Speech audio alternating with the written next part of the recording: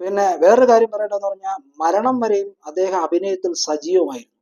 അതിന് തെളിവാണ് മോഹൻലാൽ നായകനായിട്ട് അഭിനയിച്ച് പ്രിയദർശൻ സംവിധാനം ചെയ്ത കടത്തനാടൻ അമ്പാടി എന്ന് പറയുന്ന സിനിമ. അദ്ദേഹത്തിന്റെ മരണശേഷം ഈ കടത്തനാടൻ അമ്പാടി എന്ന് പറയുന്ന സിനിമയിൽ ശബ്ദം കൊടുത്തത് നമ്മുടെ ഷമ്മി തിലകനാണ്. പിന്നെ പ്രേംനസീറിനെ കുറിച്ച് പറയുകയാണെങ്കിൽ അദ്ദേഹത്തിന്റെ എളിമയും വിനയവും.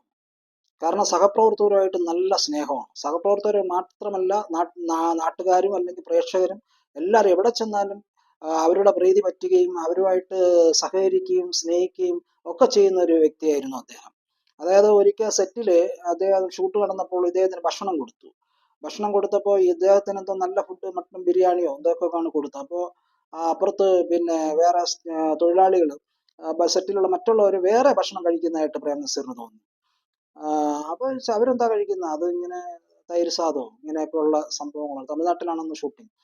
അപ്പോൾ പ്രേംനസീർ ഈ ഭക്ഷണം തിരികെ കൊടുത്തു. പ്രൊഡ്യൂസറോട് പറഞ്ഞു, എനിക്കിത് വേണ്ട, ഞാൻ അവരോടൊപ്പം ഇരുന്ന് കഴിച്ചോളാം എന്ന് പറഞ്ഞ് അവരോടൊപ്പം ചെന്നിരുന്ന് അവർ കഴിച്ച ഭക്ഷണം കഴിച്ച വ്യക്തിയാണ് പ്രേംനസീർ. എന്നിട്ട് ആ പ്രൊഡ്യൂസറോട് പ്രേംനസീർ പറഞ്ഞു, ഞാൻ ഉണ്ടാവുന്ന സെറ്റിൽ ഞാൻ കഴിക്കുന്ന ആഹാരം വേണം അവർക്ക് കൊടുക്കാൻ, അല്ലെ അവർ കഴിക്കുന്ന ആഹാരം വേണം എനിക്ക് തരാൻ. നിങ്ങൾക്കതിൽ പൈസ എന്തെങ്കിലും കുറവുണ്ടെങ്കിൽ പിന്നെ ഞാൻ തരാം. അങ്ങനെ പറഞ്ഞ വ്യക്തിയാണ് അദ്ദേഹം. അതുപോലെ തന്നെ ധാരാളം പേരെ, ഒരുപാട് സിനിമാ മേഖലയിലുള്ള ഒരുപാട് പേരെ കൈയച്ച് സഹായിച്ചിട്ടുള്ള വ്യക്തിയാണ് പ്രേംനസീർ. ഈ അടുത്ത കാലത്ത് നമ്മുടെ സായികുമാർ ഏട്ടൻ തന്നെ ഒരു ഇന്റർവ്യൂവിൽ പറഞ്ഞു, പ്രേംനസീർ എന്ന വ്യക്തി ഒരിക്കലും എനിക്ക് മറക്കാൻ പറ്റില്ല. അച്ഛനുള്ളപ്പോൾ വീട്ടിലൊക്കെ വരുമായിരുന്നു. പക്ഷെ അച്ഛന്റെ മരണശേഷം ഈ പ്രേംനസീറിന്റെ മരണം വരെ മാസം 100 രൂപ എനിക്ക് അയച്ചു തരുമായിരുന്നു പ്രേംനസീർ.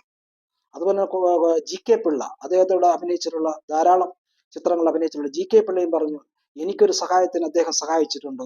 ഒരുപാട് നടീനടന്മാർക്ക് അദ്ദേഹം കൈയച്ച് സഹായിച്ചിട്ടുണ്ട്.